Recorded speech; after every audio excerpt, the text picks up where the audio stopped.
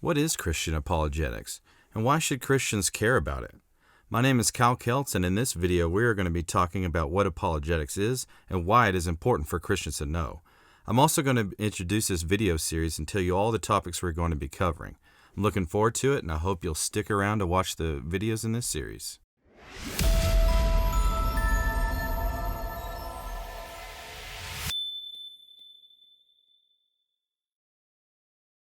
Welcome everyone. This is the first video in a series of videos I was going to do on apologetics. My name is Cal Keltz. I teach Intro to Philosophy, Intro to World Religions, and English Composition at South Plains College in Levelland, Texas. I have a PhD in Philosophy of Religion. I also have a master's degree in apologetics from Southern Evangelical Seminary. And this video series is coming from an Intro to Apologetics course I taught at Kingdom Preparatory Academy here in Lubbock, Texas. Kingdom Preparatory Academy is a classical Christian school, and this course was taught to high school students, juniors and seniors. It was dual credit. So all of the material in these videos is going to be at that undergraduate level, so it's not completely basic, but it will get deep. It will tend to get deep sometimes. In this video, we're going to be talking about what is apologetics, if you don't even know what that is right now. But I wanted to say, this material is from a course I taught. If you ever see in these slides a place where there's a page number and it at the end of a term or a quote, it is pointing to this textbook that we use for our course called Christian Apologetics, A Comprehensive Case for Biblical Faith by Dr. Douglas Groothuis. Okay, so just getting that out of the way. But yeah, I taught this course in the spring of 2021, and I got excited about the material. I just thought I would share it with YouTube. Some of this, all of this material is going to be loosely based off of that class. I've made some modifications here and there. But yeah, I just wanted to make a YouTube series. You might also be listening to this on a podcast. I'm going to try to make it so that I read everything for people who are just listening on audio. But yeah, in this series, we're going to be covering an intro to apologetics. Like I said, in a lot of these videos, a lot of the topics might go way deeper. But if you are familiar with intro classes, you're trying to cover so much, it's really shallow. You can't ever dig too deep into anything.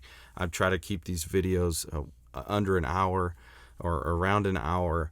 But here's all the topics we'll be covering: intro to apologetics, the biblical basis for apologetics. There's almost 30 topics we'll be covering. The third one is apologetic method. Then we'll be talking about the objectivity of truth. After that, we get into arguments for God's existence, cosmological arguments, the Kalam cosmological argument. Then I'll talk about design arguments, specifically the argument from fine-tuning after that. Then I'll talk about the moral argument, and before I do that, I'll talk about the objectivity of morality.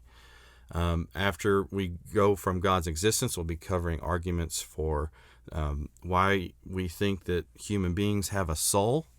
I'll even have a lecture on why we think it's self-defeating to believe that you don't have a soul. After this, we'll move on. If you're familiar, and I'll talk about this in later videos, if you're familiar with the three-step apologetic method, it mainly starts with defending that truth is objective. Then you defend the truth of theism, and you provide arguments for God's existence. Then you move on to the truth of Jesus' resurrection. So to prepare for that, we'll be talking about why we think miracles are possible. We'll be talking about why we think historical knowledge is possible. Then we'll examine the New Testament documents and the writers, try to argue that they're reliable, talk about Jesus' self-understanding, problems that people have pointed out with the synoptic gospels, Matthew, Mark, and Luke. Then we'll talk about arguments for the resurrection of Jesus, and then I'll focus in on a specific argument for Jesus' resurrection, the modern trilemma argument. Once we've done that, we've pretty much will have covered everything in the three-step apologetic method. Then I'll show why all of this points to the inerrancy and inspiration of the Bible. And then we'll move on to some topics that aren't necessarily related, that aren't included in the three-step method, but are some really important apologetic topics nonetheless. Religious pluralism. How do Christians deal with the fact that there's many world religions? The destiny of the unevangelized. That's the question of what happens to people who never heard the gospel before they die. The problem of evil, answers to the problem of evil, the Bible and evil, what the Bible has to say about evil and why it's here. Then we'll finish it off with faith and reason. What's the relationship between those? Are they contradictory? And scientism, okay? So that's what all these videos are going to be about. So if you're watching this before they all came out, that you can look forward to seeing videos on that. So yeah, I'm hoping that both believers and non-believers will be watching these videos. I'm not going to be speaking, I'm going to try not to speak completely biased towards Christianity, which is kind of funny sounding to me because I'm going to be defending the truth of Christianity. But what I mean by that is that I'm not going to be talking down to non-believers, non-Christians, okay? I think that would be actually a wrong thing to do anyways. So I'm hoping that these videos will be non-believer friendly and non-Christians will feel comfortable looking at all this. In the beginning, throughout these videos, I'm going to defend that the Bible is the Word of God and it's inerrant and inspired, okay? But in the beginning, don't take me to be saying that, any of these Bible verses prove anything before we've gotten to that point. I just, this did come out of a class at a classical Christian school, and we started every class, obviously, with a Bible verse. And I thought it would be good to keep these in here. It'll give you some insight into what the Bible has to say about apologetically related topics, okay? So, if you don't want to hear about the Bible and you're going through these lectures, then you can just fast forward through these parts. If you're a believer, hopefully these will give you some insight into some verses. But yeah, so 1 Peter 3:15, if you are familiar with apologetics, it's definitely a verse that apologists like to use and to show that that the Bible is calling us to do apologetics. So this is one of the verses we started with. 1 Peter is a letter that Peter probably wrote from Rome to Gentile Christians in Asia Minor, which is modern-day Turkey. We think he wrote it sometime in the 60s AD. Okay, and if you read the letter, the context of the letter, you'll see that he is writing to encourage these Christians to stand fast in their faith in spite of the persecution they're experiencing. We don't think that at that time and place Christianity was illegal, but we do think that they were being persecuted nonetheless. Okay, this is a really neat passage. So you see it there on the screen, but I'd like to go ahead and read it in context. So I'm going to read 1 Peter 3:14 through 16. Okay, 1 Peter 3:14 says, "But even if you should suffer for righteousness, you are blessed. Do not fear them or be intimidated, but in your hearts regard Christ the Lord as holy, ready at any time to give a defense to anyone who asks you for a reason for the hope that is in you. Yet do this with gentleness and reverence, keeping a clear conscience, so that when you are accused, those who disparage your good conduct in Christ will be put to shame." Okay, so I think this is a really neat verse. I mean, that's not saying much because I think a lot of verses in the Bible are neat. But there's for apologetics, there's a few things to be looking at in this verse. Okay. I've seen a lot of apologists point to this and say, this is telling us to do apologetics. But it's interesting because, people have bad days sometimes. And when people are arguing over things, having debates, it can get heated. But I always like to point out that, yes, this verse is telling us to do something close to what we are talking about when we're talking about apologetics. But two things to note in this verse, okay? It's important to remember the context of the letter and to look at some of these things that Peter is saying. So he says, be ready at any time to give a defense to anyone who asks you for a reason for the hope that is in you. Okay, so if you remember verse 14, he's saying, don't be intimidated by them, the people who are persecuting you. Be ready to give a defense for people that ask you. So what he's assuming is that in the face of persecution, Christians are going to act Christ-like.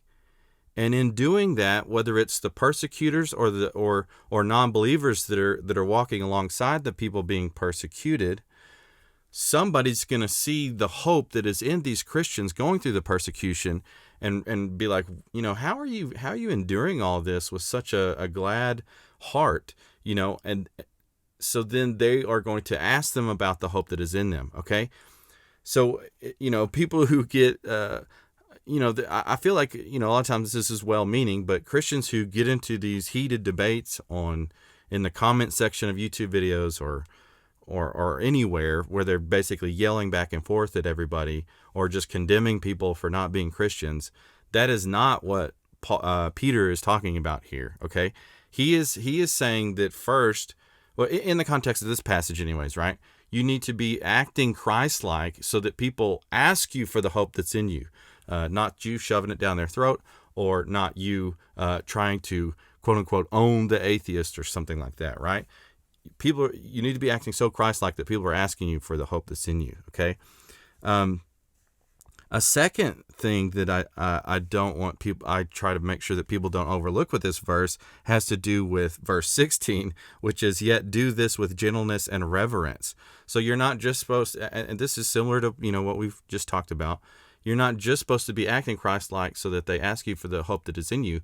When you do give that hope that is in you, you do it with gentleness and reverence, okay? So at all times, Christians are to be acting Christ-like. And hopefully that will get non-Christians to ask them about the hope that is in them, and then they give a defense, right? And we'll be talking about that word defense here in a second. But at all times, you ought to be acting Christ-like.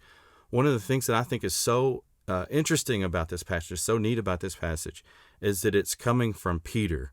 And if you're familiar with the gospel stories, you'll know that Peter is the apostle who denied Christ to his face 3 times, right? So I think, remembering that he's telling Christians to act Christ-like and remembering who this is coming from, it's really important to Peter that Christians do this. Not only act as Christ-like as you can, try your best, pray for the Holy Spirit, but also he wants to make sure that Christians don't make the same mistake that he did. He denied Christ to his face, and he doesn't want us to do the same. Okay, but yeah, let's get on into what is apologetics anyway in the first place. At the beginning and at the end of every video in this series, I'm going to have reflection questions. So, obviously will be a video or a podcast, so you won't be able to interact with me directly. But if you're watching the videos, when you see these questions for reflection, you can be thinking about this while you're watching the video, or you can, answer some of these questions in the comments section after you watch the video. It's up to you guys, but just some important things to be thinking about. So for this video, a reflection question is, why study apologetics? And our second question is, do Christians need to defend Christianity in addition to doing evangelism? Okay. So let's get into this. What is apologetics in the first place? I've been saying that a lot. If you aren't familiar with apologetics, as an apologist, as someone who has a degree in apologetics, I've told so many people, Christian, non-Christian, yeah, I have a degree in apologetics, and they're just like, what in the world is that? If anyone familiar with apologetics and telling other people about it, everyone immediately starts thinking that, what is that? Like, you're studying ways to say that you're sorry to people? Well, here's our definition of apologetics from the Grotext text. Apologetics, the word comes from the Greek apologia, and the Greek word apologia means to give an answer. It's that word is usually translated as defense or vindication. in 1 Peter 3:15, this actually, the word that's translated defense is actually apologia. So that's where we get the word from, and that's what we talk about doing Christian apologetics. But yeah, so apologetics is actually a portion, a subdiscipline in the study of religion. I teach an Intro to World Religions class at the community college where I work. And in our intro textbook, it actually mentions apologists. So there's people who study they study religion. If you get into the study of religion, you'll find in the intro books, they talk about how there's people who study religion from without, and they do it from more of a scientific perspective. There's religious scholars who study religions from within. A third category they talk about is theologians. And then a fourth category they talk about is apologists. And so actually you can be an apologist for just about anything. You can be a Hindu apologist. You can be an Islamic apologist. In these lectures, we're going to be talking about Christian apologetics, right? And what you do when you're doing apologetics is that you give people reasons for believing that Christianity is true, basically. That's how I would tell someone on the street. Christian apologetics is giving people historical, scientific, and philosophical reasons to believe that Christianity is true. And there you see our definition. From the Grotius text, it says that apologetics is the intellectual discipline of presenting the Christian worldview as objectively true, rationally compelling, and existentially pertinent to all of life. So yeah, I thought Grotius' definition was interesting. But having said that, you might be asking, well, why do apologetics, especially in our culture where people think that your religious beliefs ought not to be spoke about in public?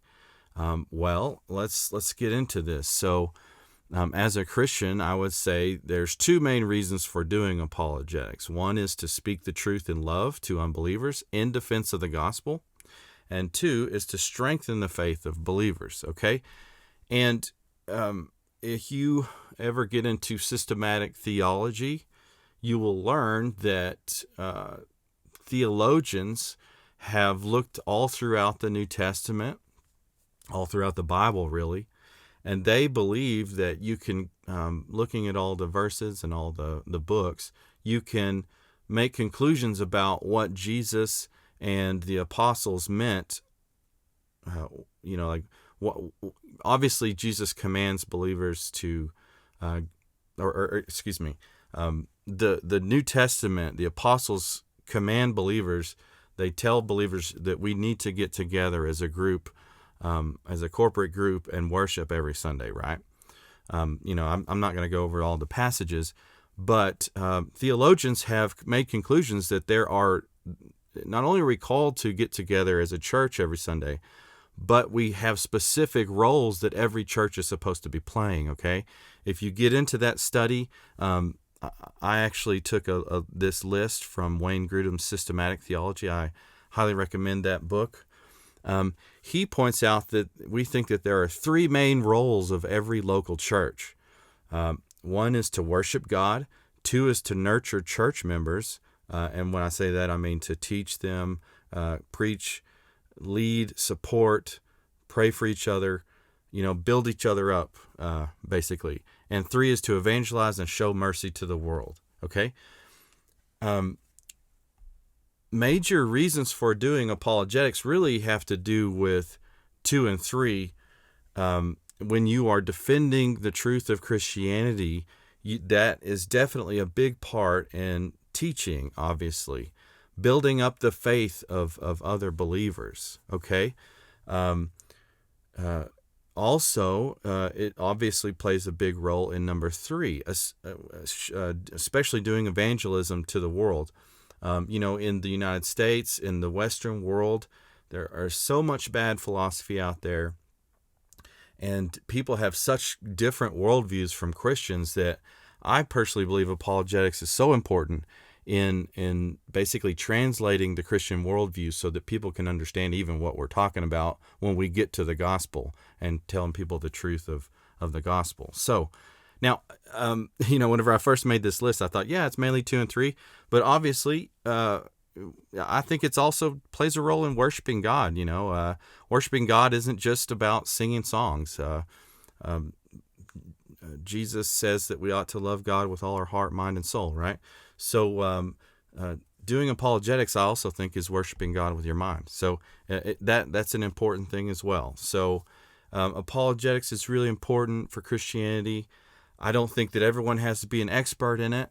Some people are more called to teaching and evangelism than others, but it's really important. If you know anything about the culture in the United States today or in the Western world, you'll know that it is really important for Christians to know what they believe and why they believe it.